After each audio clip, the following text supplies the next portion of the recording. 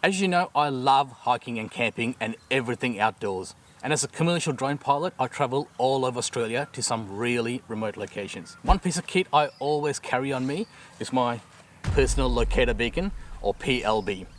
I'm going to show you today how to test the KTI Safety Alert SA2GN personal locator beacon to make sure it's operating as intended before your next big adventure.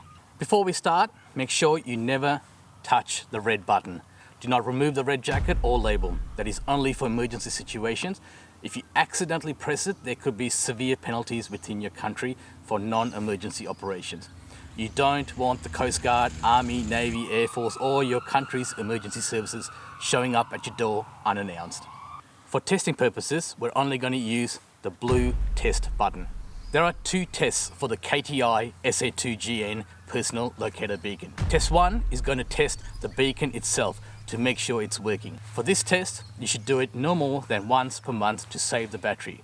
I only do this test every 2 to 3 months or before a major hike. First, extend the antenna and place it 90 degrees to the personal locator beacon. Press the blue button for around 1 second and release it as soon as the red light comes on. If your beacon is operational, you should see a white strobe light followed by a green light straight after. This confirms your beacon is working as intended. Test 2 is going to test the GPS of the beacon, the most important test. It's very important not to do this test more than 2 times per year, as it will take up significant battery power from your unit. Also, for this test, it's best to do it outside on a clear day with a clear view of the sky, away from buildings, metal objects and interferences. With the antenna out from the last test, we're going to hold down the blue button for around 4 to 5 seconds until the red light starts to flash. When the red light starts to flash, release the blue button. Your PLB will now start to flash every 2 seconds for around 1 minute.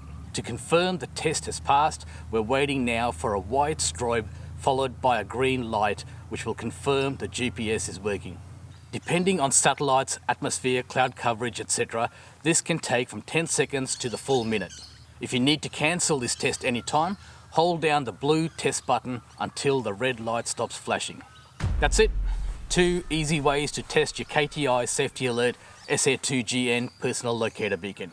I hope you never need to use it in your lifetime. It's a great piece of equipment that will give you, your family and your friends peace of mind when you're out doing what you love.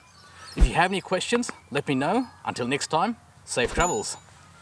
I'm going to show you today how to test the KTI Safety Alert. Oh, can't get it out.